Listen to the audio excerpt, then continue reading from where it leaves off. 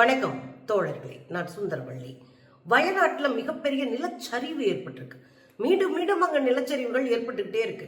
22 centimetre மழையில வயநாடே உருக்கொலைஞ்சு போயிருக்கு. 2 bus உள்ள மாட்டிக்கிச்சு. நூத்துக்கணக்கான தொழிலாளர்களை காணலாம். என்ன நடக்குது தோழர்களே? வயநாடு ஒரு அழகான ஏரியா, கேரளத்தினுடைய மிக முக்கியமான ஒரு டூரிஸ்ட் பிளேஸ். உங்களுக்கு நல்லா தெரியும், நிறைய பேர் அங்கே போயிருப்பீங்க. அவ்வளவு அழகான வயநாடு 2024 மிகப்பெரிய மண் சரிவை கண்டு ஒரு மலையே அப்படியே சரிஞ்சு மண்ணா விழுந்துருச்சு. அந்த மண் சரிவுல பல வீடுகள் பூமிக்குள்ள புதைஞ்சிருச்சு. பலரும் மொத்தமா கொத்தா இறந்து போனாங்க. 300க்கும் மேற்பட்டவர்கள் இறந்து போனாங்க. அதுல பலரும் குடும்பங்கள் இல்லாம போச்சு. ஒரே ஒரு பிள்ளை வெளியே படிக்க போன பிள்ளை தங்கியிருக்க, வெளியே படிக்க போனவங்க, வெளியே வேலைக்காக போனவங்க, அவங்கள தவிர அத்தனமும் குடும்பத்தினுடைய உறுப்பினர்கள் மொத்தமா மண்ணோட மண்ணாயிட்டாங்க. அவங்களால வளர்க்கப்பட்ட செல்ல பிராணிகள் அவங்க இருந்த வீட்டை எடுத்துக்கிட்டு போய் அழுதுகிட்டு இருந்த சோகமான காட்சிகளை பார்த்தோம். ஒரு பக்கம் மண் சரியுது, இன்னொரு பக்கம் ஆறு ஓடிட்டு இருக்கு, காட்டாறு. மிக கொடூரமா இருக்குங்க. இன்னைக்கு வயநாட்டுல மீனாட்சி எஸ்டேட்ன்ற பகுதியில சுரங்கப்பாதை அமைக்கிற வேலை நடந்திருக்கு.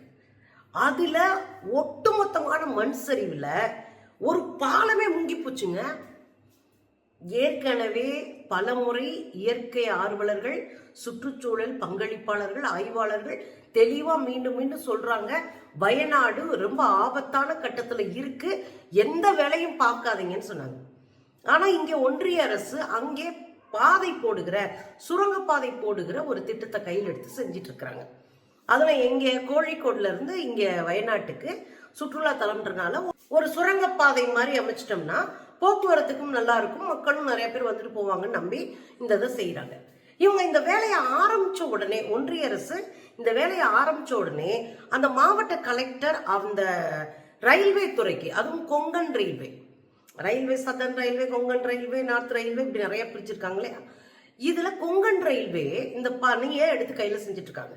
அவங்க கிட்ட அந்த மாவட்டத்தினுடைய கலெக்டர் ஏற்கனவே போய் எச்சரிக்கை செய்து ஒரு கைப்பட எழுதி ஒரு இதையும் கொடுத்துட்டு வந்திருக்காரு, ஒரு லெட்டரும் கொடுத்துட்டு வந்திருக்காரு.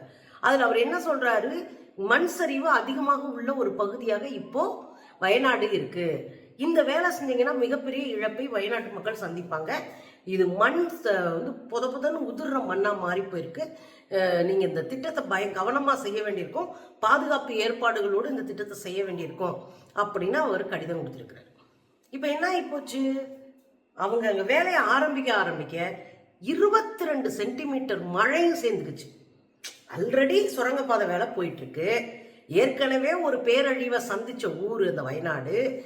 இப்போ என்ன ஆகி போச்சு, 22 சென்டிமீட்டர் மழை கொட்டி தீத்துருச்சு. ஏற்கனவே இங்க இருக்கிற மலைகள் எல்லாம் இப்படி சரிவா இருக்கிற மழைகள், அதுல முன்னாடி நிறைய மரங்கள் எல்லாம் இருந்துச்சு, அந்த மலையை இருக்க பிடிச்சிருந்துச்சு, மண்ணை இருக்க பிடிச்சிருந்துச்சு. ஆனா இப்போ அந்த மரங்கள்லாம் வெட்டப்பட்டு குடியிருப்புகள் வந்துருச்சு, ஒரு பக்கம் டீ எஸ்டேட் வந்துருச்சு, ரப்பர் தோட்டம் வந்துருச்சு. இந்த ரப்பர் மரங்களோ அல்லது டீ எஸ்டேட்டோடைய அந்த டீ செடிகளோ பெரிய அளவுல மண்ணை கவ்வி பிடிச்சி நிலத்தை அந்த அளவுக்குலாம் வேர் கிடையாது. ஆனா காடுகள்ல இருக்கிற பெரும் பெரும் மரங்களினுடைய வேர் நல்லா அட்டி ஆழம் வரையும் போய் நிலத்தை பாதுகாக்கும், நிலத்தை அப்படி கெச்சின்னு பிடிச்சி வச்சிருக்கும். இந்த மாற்றம் நிலத்தை ரொம்ப பொலபொல நிலமா மாத்தி வச்சிருக்கு. ஏற்கனவே மழை அதிகமா பெஞ்சு நிலம் ஊறி போய் கிடக்கு. இந்த சூழ்நிலையில இந்த சுரங்கப்பாதை அமைப்பது அப்படின்றது பேரிடியா விழுந்துருச்சு, பெரிய பிரச்சனையே உண்டாக்கிருச்சு. மொத்தமா அந்த மீனாட்சி எஸ்டேட் பகுதியே சரிஞ்சு விழுந்துருச்சு. ஒரு பாலமே மண்ணுக்குள்ள போயிடுச்சுங்க, ஒரு பாலமே மண்ணுக்குள்ள போயிடுச்சு. அங்க நூற்றுக்கணக்கான வட இந்திய தொழிலாளர்கள் ஒர்க் பண்றாங்க. 7 பேரை தவிர யாரையும் காப்பாற்ற முடியல, பூரா மண்ணுக்குள்ள கிடக்குறாங்க. 2 பஸ்ல ஏத்திட்டு போயிருக்கிறாங்க, அந்த பஸ்ஸும் மண்ணுக்குள்ளதான் கிடக்கு. அது சிசிடிவி காட்சி ஒண்ணு கிடைச்சதுங்க, அது பாக்குறதுக்கே நடுங்கி போகும். அப்படியே ஒரு பேரழிவை நேரா பாக்குற மாதிரி இருந்துச்சுங்க. பாருங்களேன்.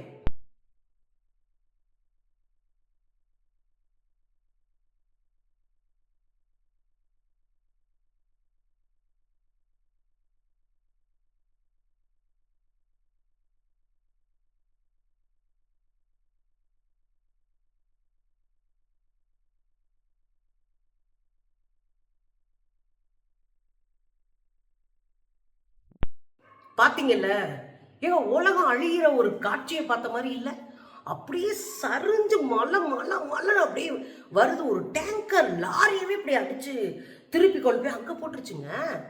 மக்கள் சரியா போகுதுன்னு உடனே கட கட கடன்னு ஓட ஆரம்பிச்சாங்க. ஆனால் எவ்வளோ தூரம் தப்பிச்சாங்கன்னு தெரியல. நான் பார்த்த இந்த வீடியோவில் ஒரு ஆணும் பெண்ணும் ஓடி வந்து அதுக்கு விழுகுறாங்க, தள்ளி கொண்டு வந்து போட்டுருச்சு. அப்படியே அந்த எந்திரிச்ச ஆணை அந்த பெண்ணை காப்பாற்றிட்டு போகிறாங்க. இன்னொருத்தர் இடையிலே விழுந்துட்டாரு, அவரை ஜெகதியை அள்ளிட்டு வந்து இங்கே விட்டுருச்சு. கொஞ்சம் சுதாரிச்சவங்களாம் ஓடிட்டாங்க. ஒரு பெரிய அப்படியே மண்ணு சரிஞ்சு விழுந்தது, நீங்கள் பார்த்தீங்கல்ல, நடுங்கி போயிட்டோங்க. எவ்வளோ பெரிய பேர் ஆபத்தான சூழல்ல இந்த மக்கள் இருக்காங்கன்னு. இந்த மண் அப்படியே சரிஞ்சதுல பக்கத்திலேயே அங்க வேலை பார்க்குற தொழிலாளர்கள் குடியிருப்பும் இருக்கு. ஒருவேளை குடும்பம் குட்டியோட வந்திருந்த தொழிலாளர்கள் தான் மொத்த குடும்பமும் நாசம். அது வட இந்திய தொழிலாளர்கள், புலம்பெயர் தொழிலாளர்கள் இங்க வந்து மிகப்பெரிய பின்னடைவு, பாவமா இருக்கு. இங்கெல்லாம் அமோனியம் வாயு கசிஞ்சு 17 பேர் இறந்திருக்காங்க பெண்கள். அந்த 17 பேரும் வட இந்திய தொழிலாளிகள், இந்த பெண் தொழிலாளிகள். இப்போ அவங்க குடும்பமே நாசமா போச்சு. இங்க பாத்தீங்கன்னா நூற்றுக்கணக்கான பேர் வேலை பார்த்துட்டு இருந்தவங்க மண்ணு சரிஞ்சு மூடிடுச்சு, குடியிருப்பு மூடி பிடிச்சு. இதுல 2 பஸ்ல தொழிலாளர்களை ஏத்திட்டு போயிருக்காங்க. பஸ்ஸே மண்ணுக்குள்ள இருக்கு, கடந்து போற பாலம் மண்ணுக்குள்ள இருக்கு. இந்த பேரிடர்ல எவ்வளவு பேர் செத்தாங்கன்னு சரியான கணக்கு வரல. இதுவரை 4, 5ன்னு இருக்கிறாங்க. ஒரு 7 பேரை உயிரோட காப்பாத்தி இருக்கிறாங்க. மிச்சம் உள்ள புதையுண்ட கிடக்கிறவர்களை காப்பாற்றுவதற்கான பணியை சிறப்பு படைகள்லாம் அழைச்சு மீட்பு படைகளை வைத்து இந்த வேலைகளை பார்க்குறாங்க. இப்போ அங்கே இருக்கிற காங்கிரஸ் அரசு, கேரளத்தில் இருக்கிற காங்கிரஸ் அரசு அறிவிச்சிருக்கு, இது மனிதனால் உண்டாக்கப்பட்ட பேரிடர், இது இயற்கை சரிஞ்சு விழுந்தெல்லாம் பேரிடர் வரல, இது மனிதன் உண்டாக்கிய பேரிடர் அப்படின்னு அவங்க ஒரு விளக்கம் கொடுத்துருக்காங்க. எந்த பேரிடராக இருந்தாலும் பாதிக்கப்படுவது உழைக்கிற மக்களை தான் இருக்கிறாங்க. அங்கே மண்ணுக்குள்ள 100 பேருடைய உசுறு போயிருக்கும் நேரம். ஏன்னா மண்ணு மூச்சு அடைச்சு செத்துருவோம்ல. பக்கத்தில் குடியிருப்புகள் காலி, 7 பேரை தான் காப்பாற்ற முடிஞ்சிச்சு. ஒரு டேங்கர் லாரியவே தள்ளிட்டு வந்து விடுது அப்படின்னா அங்கே என்ன இருக்கும்? நிலச்சரிவு முடிஞ்ச பிறகு மயானத்தில் இருக்கிற மாதிரி இருந்துச்சுங்க. பாருங்களேன்.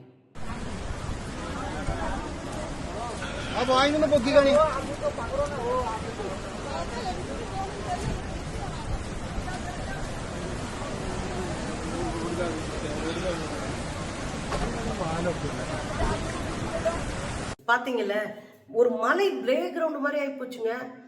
இதுல பத்தாதைக்கு 6 வேற ஓடிக்கிட்டு காட்டாது, இவங்களை காப்பாற்ற முடியாம நடுவுல காட்டாறு வேற ஓடிக்கிட்டு இருக்கு. திடீர்னு மழையில காட்டாறு வெள்ளம் பாஞ்சு அந்த பாதையை கிரியேட் பண்ணி அது பாட்டுக்கு வந்துகிட்டு இருக்கு. பெரிய பின்னடைவா இருக்கு. மழை இன்னும் விடல. இங்க மீட்பு பணி நடந்துட்டு இருக்கும் போதே மழை சரிகிறதுக்கு வாய்ப்பு இருக்குன்னு சொல்லப்படுது. ஒரு அச்சச்சூழல்ல அந்த மக்கள் இருக்கிறாங்க. திரும்ப திரும்ப வயநாடு குறித்து விஞ்ஞானிகள், ஆய்வாளர்கள் ஒரு விஷயத்தை சொல்றாங்க. இந்த மண்ணு பொலபுலன்ற மண்ணா இருக்கு, இங்க நிறைய வீடுகளை கட்ட அனுமதிக்காதீங்க, இங்க இந்த மலையை சுரண்டி வேற வேலைகள் செய்ய அனுமதிக்காதீங்க, 3வது இங்க அதிக மக்களை சேர விடாதீங்க, அது அந்த மலைக்கு ஒரு அழுத்தத்தை கொடுக்கும், அந்த அழுத்தமே அந்த மலை வந்து உடைஞ்சு வர்றதுக்கு ஒரு பெரிய காரணமா போகும்னு ஊட்டியையும் கூட இந்த லிஸ்ட்ல தான் சேர்த்திருக்காங்க. ஊட்டியும் மிகப்பெரிய ஆபத்து இருக்கு, நிலச்சரிவு ஏற்படக்கூடிய ஆபத்து இருக்குன்னு ஒரு விஞ்ஞானிகள் ஒரு ஆய்வறிக்கை கொடுத்திருக்கிறாங்க. அரசு அதை கையில் எடுத்து செயல்படணும். ஏன்னா அங்க மண்ணோடைய சூழல் தன்மை போச்சு, அங்க சீதோஷணம் எல்லாம் தன்மை போச்சு, 20 சென்டிமீட்டருக்கு மேல மழை பெஞ்சிட்டு இருக்கு. இதுல நீங்க ஒர்க் பண்ணிட்டு இருக்கீங்க, எல்லாம் சேர்ந்து அந்த மொத்த மக்களினுடைய வாழ்க்கையை முடிச்சிருச்சு. இப்ப அந்த பகுதியில் இருக்கிறவங்களை எல்லாம் அங்க இருக்கிற முகாம்கள்ல தங்க வச்சிருக்கிறாங்க. 42 குடும்பம், 142 பேருக்கு மேல இருக்கிற மனிதர்கள், அங்க பிழைத்தவர்களை எல்லாம் கொண்டு வந்து அங்க இருக்கிற ஒரு பாலிடெக்னிக் காலேஜுக்குள்ள ஒரு முகாம் அமைச்சு அங்க அரசு அவங்கள பாதுகாப்பா வச்சிருக்கிறாங்க. இது எப்படியோங்க, இயற்கையை நம்ம சீரழிச்சு நமக்கு சொகுசா வாழணுன்ற ஆசைப்பட்டு இயற்கையை சிதைக்க இந்த இயற்கை நம்ம வாழவே விடாத ஒரு சூழலுக்கு தள்ளிடும். நீங்கள் நானும் கூட வாழ்ந்து முடிச்சிட்டோம். நம்ம குழந்தைங்க, பேரம்பேத்திங்க யாருமே வாழ முடியாத ஒரு சூழ்நிலைக்கு இந்த பூமி போகும். இயற்கை குறித்து குறைந்தபட்சம் அக்கறை கொள்ளணும் மக்கள். பெரும் துயரம் வந்தோடனே ஐயோ அப்பான்னு கத்துறோம், ஐயோ இப்படி ஆயிப்போச்சேன்னு பதறோம், ஐயோ பாவமேன்னு கதறோம். ஆனா அதுக்கு முன்னாடி இயற்கையை பாதுகாப்பதற்கான ஒரு சின்ன வேலையாவது ஒரு மனிதன் செய்ய வேண்டாமா? இல்லைன்னா இயற்கை இப்படி தாண்டவம் ஆடும், நம்ம பாட்டுக்கு படுகொலியில போக வேண்டியதான். மீண்டும் மீண்டும் வயநாடு இப்படி பெரும் நிலச்சரிவை கண்டுட்டு இருக்கு. மிகப்பெரிய அவல நிலைக்கு அந்த மக்கள் தள்ளப்பட்டிருக்கிறாங்க, வாழ்வாதாரமற்றவர்களாக மாற்றப்பட்டிருக்கிறாங்க. இன்னும் சொல்ல போனால் தொழிலாளர்கள் தான் இது போன்ற பேரிடர்களை சிக்கிக்கிறவங்களா இருக்காங்க. அது ஒரு மீனவரா இருக்கலாம், ஒரு கட்டிட தொழிலாளியா இருக்கலாம். அந்த பேரிடர் காலங்களில் சிக்கிக்கொள்வதெல்லாம் உழைக்கிற மக்களாக இருக்கிறார்கள். பணக்காரர்கள் பொதுவாக எஸ்கேப் ஆயிடுறாங்க. ரொம்ப கவனம் செலுத்தணும். இயற்கை பேரிடரை தவிர்ப்பதற்கு இயற்கையினுடைய மொழியை நம்ம புரிஞ்சுக்கணும். இயற்கையை பாதுகாப்பதற்கு நம்மளான ஒரு சின்ன சின்ன வேலையை நம்ம செய்யணும். இல்லைன்னா இயற்கை நம்மளை முடிச்சிடும்.